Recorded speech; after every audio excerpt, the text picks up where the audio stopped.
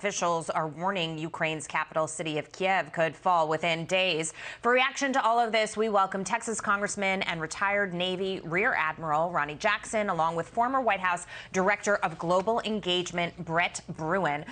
Brett, I want to go ahead and start with you because we see the Russian forces here closing in on the capital. We've already lost people in Ukraine. There have been deaths, and this could potentially get even more bloody as we're watching it play out over the coming days. But this general consensus is once Putin seizes the capital, then he takes the country, and then beyond the country, he could potentially go further. And that's the real danger here.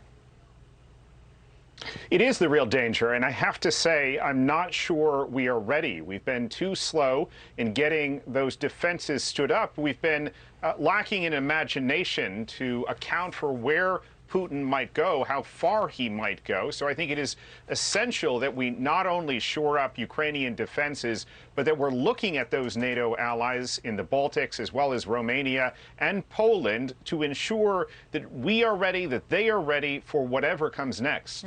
Of course, you know, Congressman, looking at the sanctions that are imposed here, the criticism of these sanctions is that the president said these would be the harshest sanctions that we have essentially ever seen on another country. And yet that's not necessarily what we're seeing. We're seeing them significant, as we heard in Edward's piece. They're significant, but not the kind of sanctions that are going to make Vladimir Putin stop, correct?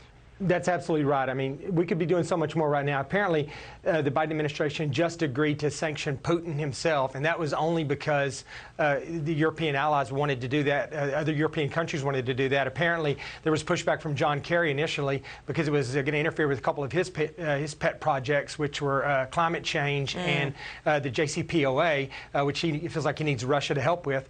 So, you know, I think that we could have done so much more on this. We could sanction the Russian central bank. We could sanction the SWIFT banking system. We could go, you know, now we're going to go after Putin, but we could have done so much more. We could have done this earlier on. It's kind of too late right now. I mean, Brett was making a good point. I think Kyiv's essentially surrounded right now, and I think tonight will be the night that the Russians roll into Kyiv.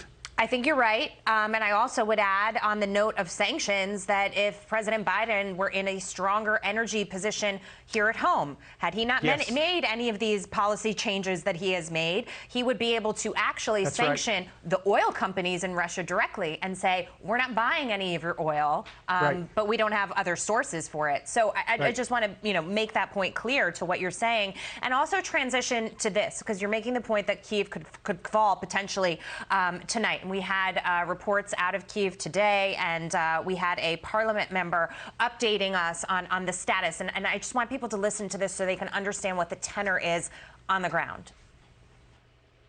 People are wanting to go voluntarily to the army. Also, people are receiving weapons.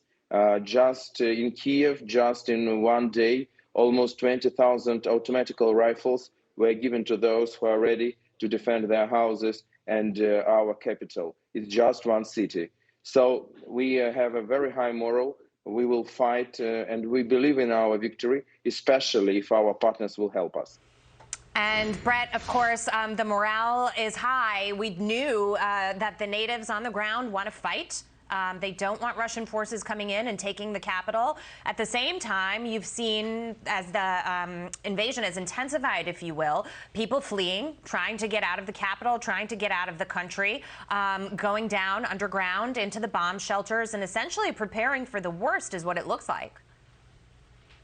Yeah, though I have to say, President Zelenskyy is a modern-day Winston Churchill. I mean, the amount of leadership and courage that he has provided under very dangerous, trying circumstances is really inspirational. And in some ways, he is pushing the NATO alliance. He is pushing President Biden to do more. And he's certainly stiffening the spine, the resolve of his people. And I think that is incredibly admirable. Now, we need to stand up. We need to come to their defense. You know, there were just reports because of the slow pace of the Russian invasion that they are thinking about deploying some of the other more deadly weapons that they have. And we have to be careful about a serious scenario here. And I think it underlines the importance of providing more air defenses to the Ukrainians. Right.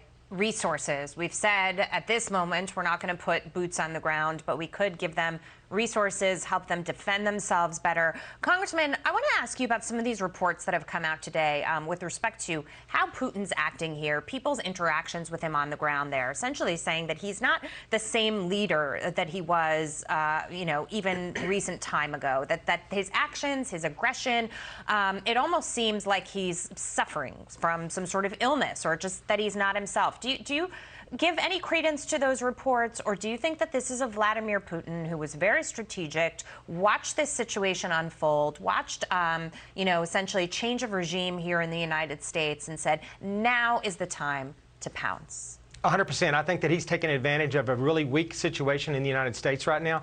This is an opportunity, a window of opportunity for him, and we'll see that the Chinese will see this as a window of opportunity. So will the Iranians. I also think that he's a very motivated, demented, somewhat crazy individual. Right. And I think that he's thought for a long time. He wants his legacy to be that he brings the Soviet Union back together, the greatness of the Soviet Union. He wants that to be his legacy. He's getting older. He's running out of time, and he's got this unique window of opportunity during the Biden administration where he senses weakness, and he's going to take advantage of it. Yeah, and as I was watching him, I think it was 2 nights ago, giving his remarks, he did seem a little unhinged, and one might give credence to these reports, but you also might think, well, this is, essentially a dictator that's trying to take over territories. It makes sense that in some ways that he's talking this way. If he wasn't like that, he wouldn't be doing this.